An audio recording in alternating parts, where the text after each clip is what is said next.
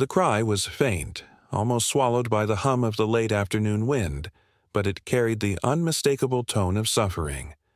It was not the deep, commanding roar of a lion claiming his territory, but a broken, stuttering sound, rising and falling like a wounded instrument. In the tall, yellowing grass just beyond the edge of a disused grazing field, a young male lion lay tangled in wire. The old fence, once built to divide cattle lands, had become a cruel snare. Its rusted strands looped tight around his hind leg, biting into flesh with every movement. He had likely been there since morning, judging by the churned soil around him and the dark patches of blood where he had tried to kick free. His once powerful body, broad shoulders, muscled flanks, paws meant to strike with force, now trembled under the weight of exhaustion. Dust clung to his mane, and his golden coat bore long smears where he had rolled in desperation. Each time he shifted, the wire cut deeper, and the sound that escaped him was part growl, part moan, thick with both pain and defiance. The air smelled of iron and dry earth. A pair of oxpeckers circled hesitantly above, unsettled by the strange stillness of a predator who should have been feared. He tried to rise, pressing his front paws hard into the soil, but the wire held fast. His body lurched forward, then collapsed with a heavy thud. Panting followed, shallow, ragged breaths that lifted his ribcage only halfway before the effort failed him. In moments of stillness his eyes closed, as if the weight of sleep might swallow him whole. But instinct fought against it. His tail flicked once, weakly. His ears twitched at every sound in the grass. A strand of saliva hung from his jaws, catching the sunlight before falling into the dirt. Even in pain, his body broadcasted the defiance of survival, a refusal to surrender completely. Far across the plain, antelope had gathered at a distance, drawn and held by the presence of a lion who could no longer chase them. Their sharp silhouettes froze against the horizon, ears pricked, legs ready to scatter. They needn't have feared. The young male could not follow them even if he wished to.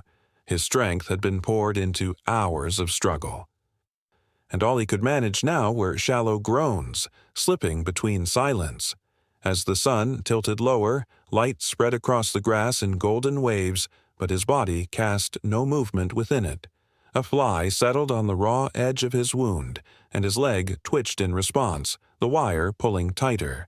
The sound that left his throat was guttural, short, but filled with despair. He rolled onto his side, sides heaving, his mane pressed flat into the earth. Every so often he would lift his head, staring into the distance as though some faint memory of freedom pulled at him. His gaze wandered across the horizon, then faltered, sinking back into the dirt. His ears flattened, whiskers twitching. There was no pride beside him. No other lion to answer his calls. His cries had gone unanswered, his scent lost in the breeze. The world around him carried on. Crickets sang from the dry scrub. Wind teased the brittle stalks of grass, bending them in soft rhythm. Shadows lengthened. Yet all of it seemed to move around his suffering, untouched by it.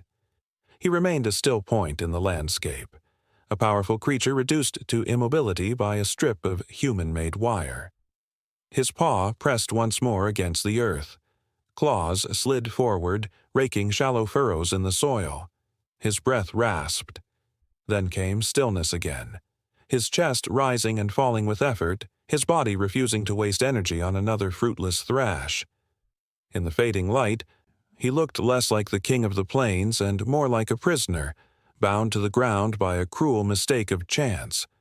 The cry that had first broken the silence returned, weaker now, little more than a hoarse groan. It carried into the grass, a sound meant for no one in particular, but filled with the weight of his desperation. It was the kind of sound that spoke of both pain and a will to endure, a sound that waited for someone, or something, to hear it before night closed in. And then, as the sky deepened to amber and shadows stretched longer across the field, his head sank into the dust once more. His eyes half shut, but his ears remained alert, still listening. Even in weakness, he waited. He did not know if rescue would come, or if the night would bring only silence and stars above him. Yet in that final hour of the day, the stillness of the grass seemed to lean closer to him, holding the echo of his struggle in the wide, breathing land. The lion's breathing grew heavier as the hours slid by. Heat pressed down, draining what strength remained in him. His flanks rose and fell unevenly, each breath rattling like it had to fight its way through his chest. Dust clung to the dampness around his mouth, and his eyes, half-lidded, seemed fixed on nothing at all. Every so often they flickered open wide, a flash of gold against the grass, but the energy to hold them there was slipping. The ground beneath his body was torn and scuffed. Evidence of earlier hours filled with frantic struggle. Now, exhaustion left him almost motionless. A faint rhythm entered the stillness, the measured sound of footsteps on dry soil. They were not hurried, not heavy, but they carried a presence that altered the silence. The lion's ears twitched, his nostrils flaring at the scent of something new. His eyes opened fully, sharpening for a moment despite the weakness flooding him. The man came slowly, pausing at the edge of the grass. He lowered himself, shoulders rounded to appear smaller, careful not to intrude too quickly. His boots pressed gently into the earth, and his breath was steady, as though he were speaking not with words, but with calm itself. He had seen the signs before, animals tangled in wire, their freedom stolen by an old fence line that should never have been left to decay. Yet each encounter carried its own weight, and this one stood before him now, watching him with unblinking eyes. The lion's body stiffened at first. His muscles gathered what strength they could, a tremor running through his shoulders as though preparing to rise. The wire held him down, but instinct told him to resist, to protect himself from what approached. A low, broken growl rumbled from deep in his chest, less a threat than a reflex born of fear. His tail flicked once against the soil, then stilled. The man crouched lower, hands open and unmoving at his sides. His voice entered the quiet at last, no louder than the rustle of grass. "Easy now," he said, words soft and even, carried on a tone meant to soothe rather than command. The lion's ears swiveled toward the sound, his eyes holding the man's face as though searching for intent. Minutes passed in that fragile stillness. The man did not advance, only held his ground, allowing the lion to decide whether his presence was tolerated. The animal's breathing slowed fractionally, though it remained shallow and rough. Dust swirled in the late light between them, carried by the wind. It settled on the lion's mane, already dulled by sweat and soil, and the man's gaze never left him. The lion blinked. His head dipped slightly. Not in surrender, but in the weariness of holding it up for so long. His jaw parted, releasing a strained exhale, and his body sank fractionally into the earth. It was enough. The man shifted forward by inches, his movements deliberate, every gesture designed to avoid alarm. The closeness revealed the damage more clearly. The wire had twisted tight into flesh, cutting deep where the lion's desperate thrashing had pulled it further in. Dried blood caked the fur around the wound, and each faint twitch of the leg sent another wave of tremors through his frame. The man studied the entanglement silently, weighing his approach, knowing that haste would undo trust as quickly as it was gained. For a long while, they remained locked in that quiet exchange, predator and human, both aware of the distance that had to be honored. The lion's eyes, though dulled by fatigue, tracked each movement of the man's shoulders, each breath he took. Fear lingered in their depths, but there was no strike, no lunge, only watchfulness, only the thin thread of patience stretched between them. The man leaned back slightly, whispering once more, "You're not alone, now." The words floated across the small space, more for rhythm than meaning.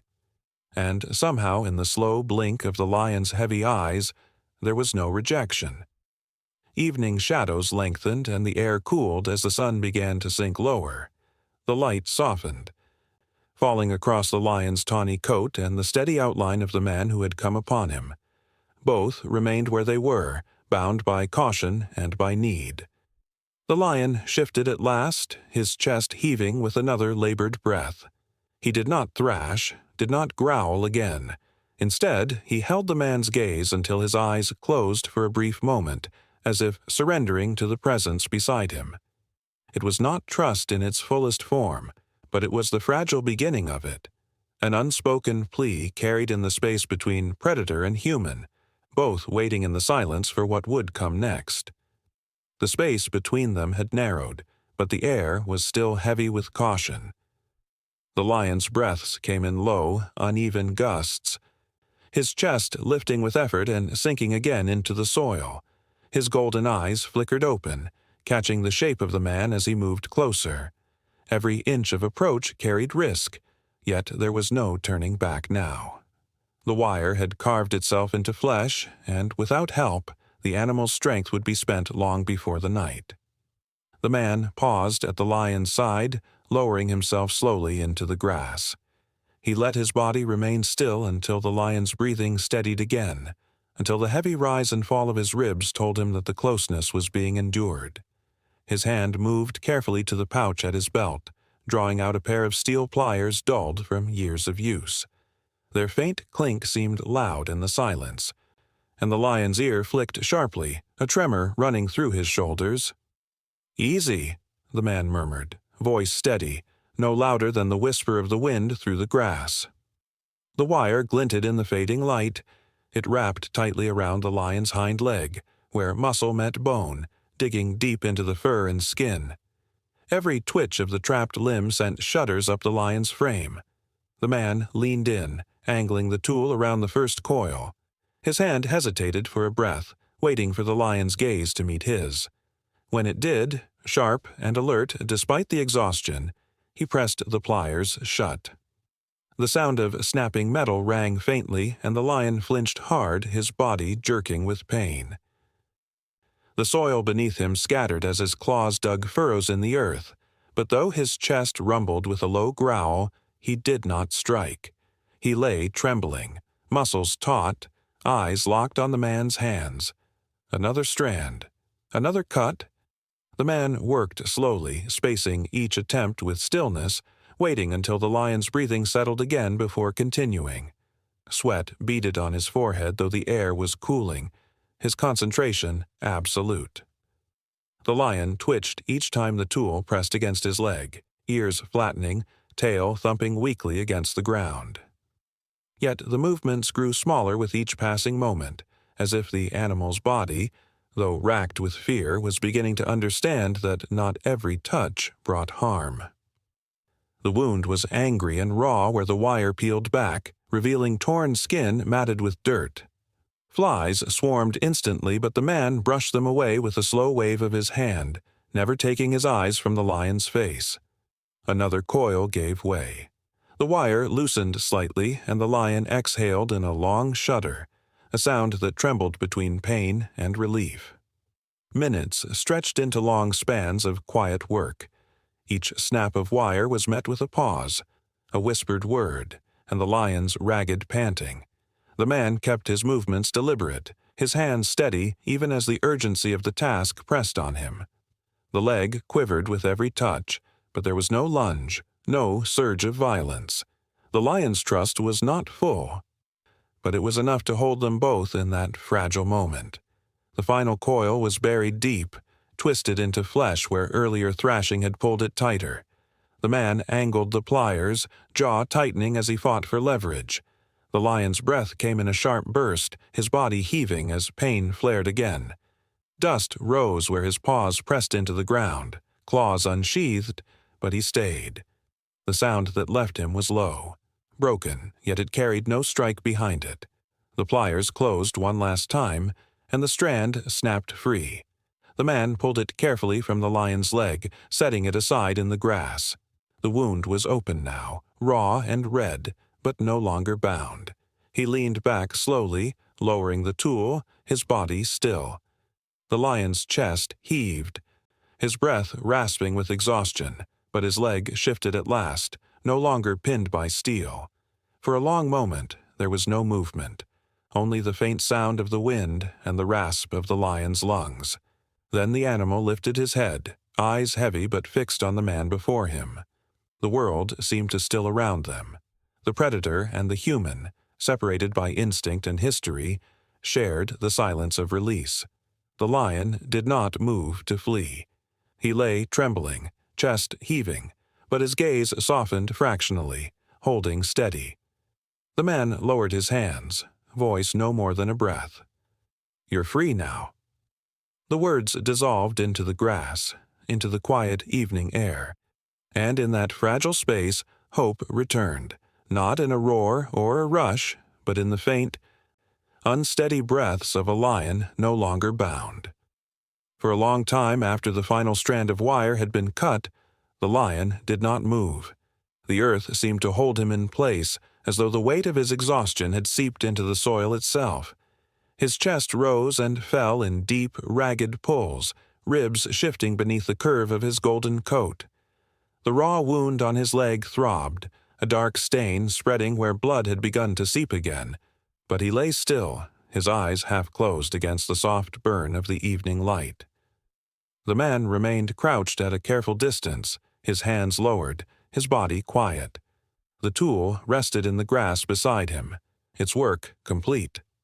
He did not move forward, did not reach out, for this moment belonged to the lion alone.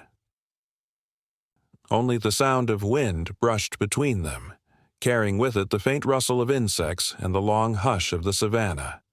The lion's ears flicked once, then again. His eyes opened slowly, heavy but clear, fixing on the shape that had remained beside him through the long, patient ordeal. His nostrils flared, taking in the scent of human sweat, iron, and the faint tang of blood. Muscles quivered beneath his skin, faint ripples running along his shoulders as instinct urged him to rise. Yet his body resisted, drained by the hours of struggle. At last he shifted. His forelegs pressed into the earth, claws digging shallow grooves into the dust. With a groan that rumbled deep in his chest, he lifted his head and pulled himself upright by inches. The motion was slow, unsteady, his frame swaying with the strain. His wounded hind leg lagged behind, trembling as weight pressed down on it. For a moment it seemed he might collapse again, but his body steadied, strength drawn from somewhere still buried within him. The man did not move, only whispered once under his breath, "That's it." The words carried softly, as much encouragement to himself as to the creature before him. The lion stood now, his stance wide, his breathing heavy. Dust clung to his mane where it had pressed into the ground, and his flank shuddered with fatigue. His wounded leg barely touched the soil. Paw held gingerly as though uncertain whether it could bear him. Yet he did not sink back down. His chest lifted, his frame rising to its full height, and the sheer presence of him seemed to return. He did not turn to flee into the grass. Instead, he remained facing the man, eyes steady, sides heaving with the effort of standing. There was no roar, no outward display of dominance or gratitude, only a silent moment that stretched between them. Predator and rescuer, both still, both measuring the fragile line of trust that had been carved out of necessity. A breeze carried through the grass, bending the stalks around them. The lion's mane shifted with it, strands lifting lightly before settling again against his neck. His gaze did not waver. For a heartbeat, the land was suspended in silence, as though the entire plain was waiting for what might follow. The man stayed crouched, his head slightly bowed, his movements restrained to nothing more than a steady breath. He knew that closeness had reached its limit. The lion's body spoke in subtle tremors, the twitch of a tail, the tensing of a shoulder, signs that the moment was fragile and could break with one misstep. The lion shifted his weight, testing his injured leg. The paw pressed lightly into the soil and his body tensed against the flare of pain. A sharp exhale burst from his chest, but he held the stance, bearing the discomfort long enough to find his balance. His ears twitched, his head lifted, and his eyes moved briefly toward the horizon. Still, he lingered, He looked back once more at the man, the faintest tilt of his head carrying something unspoken. Not trust, not kinship, but the raw acknowledgement of presence. The man's quiet patience had bought him freedom, and in this wordless exchange the lion gave a fragment of recognition. When he moved at last, it was not with speed, but with slow, deliberate steps. His front paws pressed into the soil first, his back leg following with hesitation. He limped, each step measured, each pause heavy with the weight of his wound. Yet he remained upright, the earth beneath him no longer a prison but a path. The distance between them stretched, but the memory of their closeness lingered in the silence. The man stayed kneeling, eyes lowered, watching the lion's unsteady form against the falling light.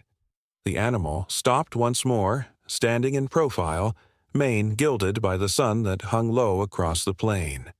For a final moment, his eyes met the man's again. The silence deepened, carrying the faint hum of insects, the whisper of wind, and the steady thrum of life across the grasslands.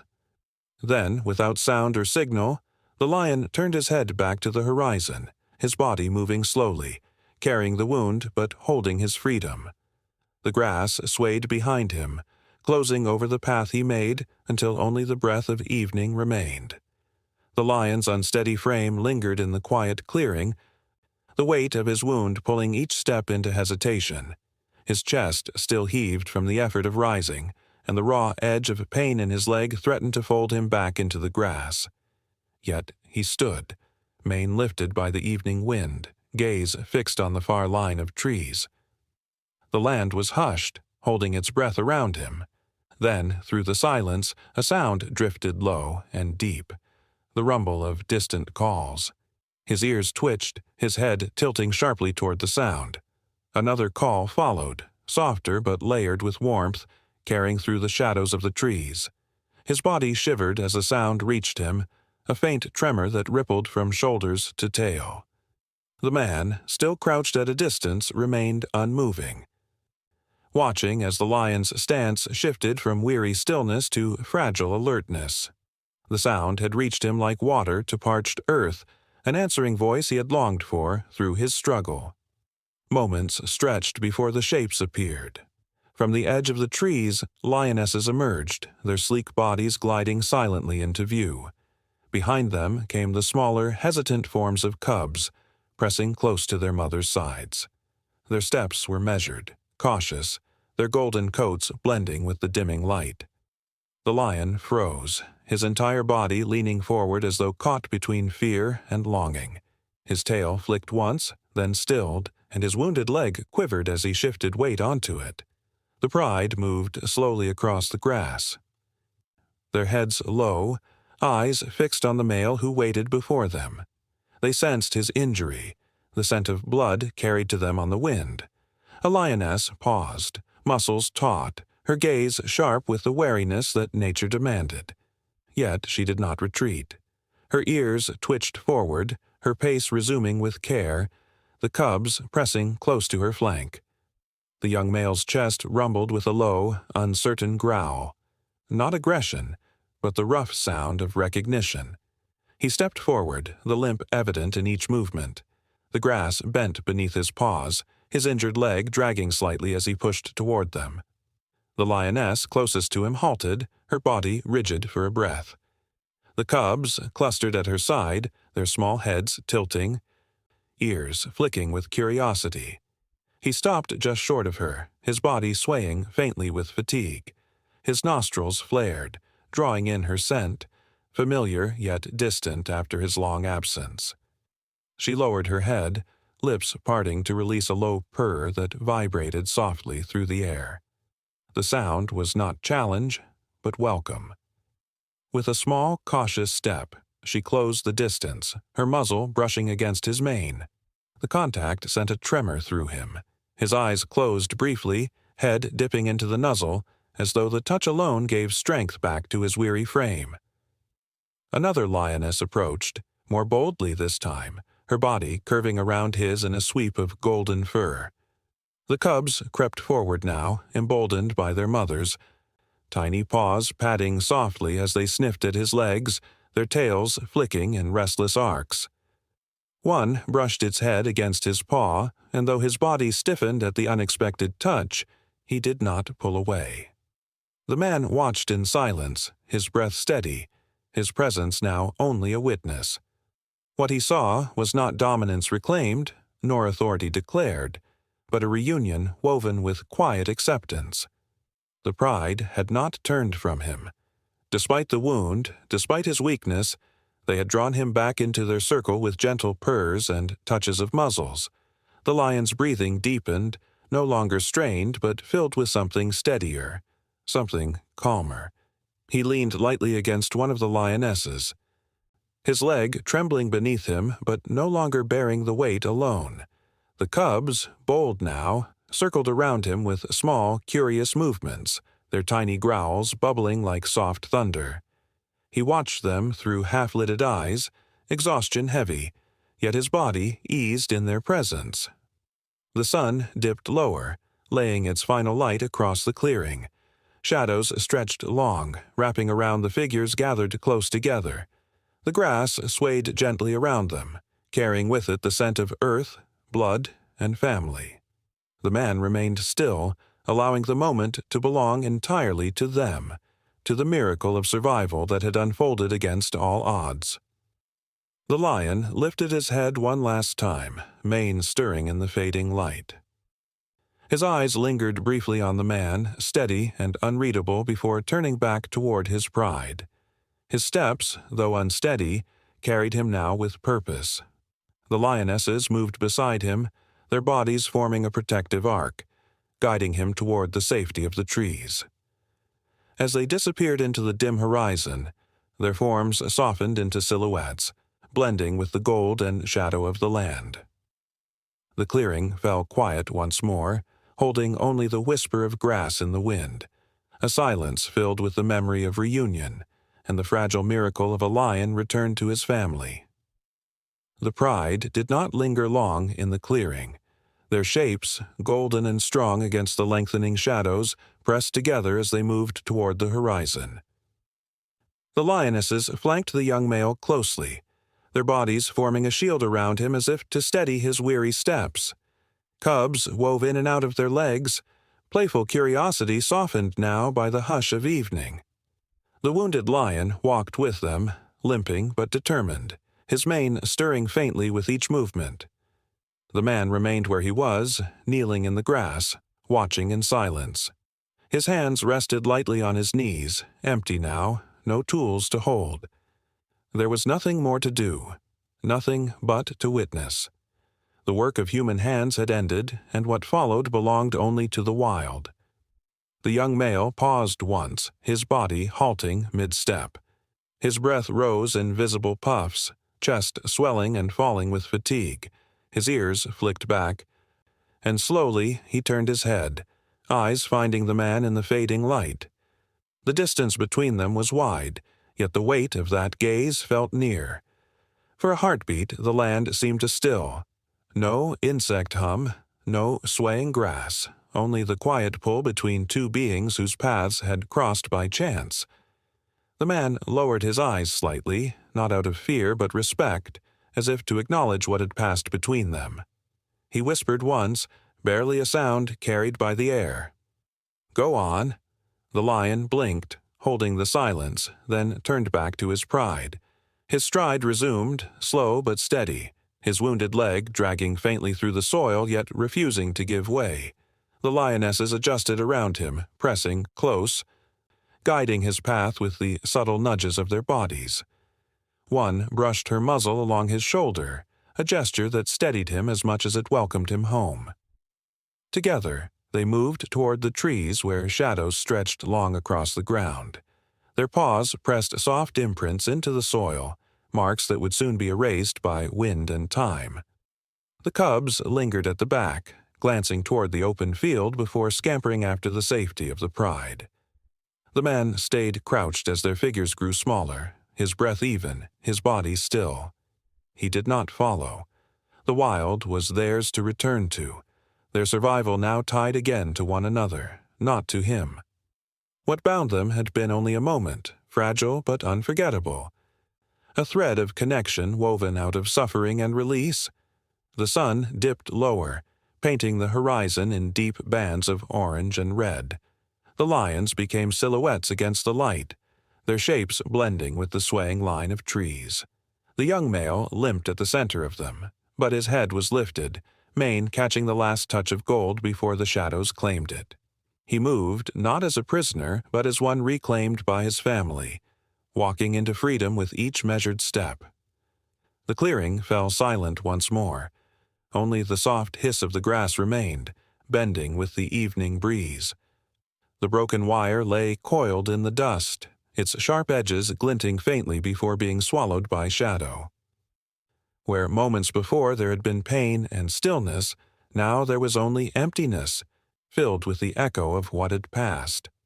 The man rose slowly, brushing dust from his knees, his eyes fixed on the horizon long after the pride had vanished into the trees. He did not speak again, nor move quickly.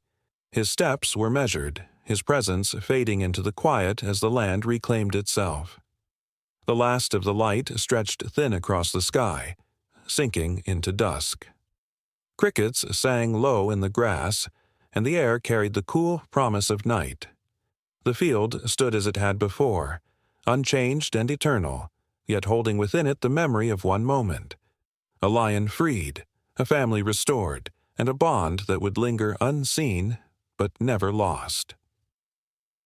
And when the wind moved again, it carried nothing but the rustle of grass swaying gently in the twilight,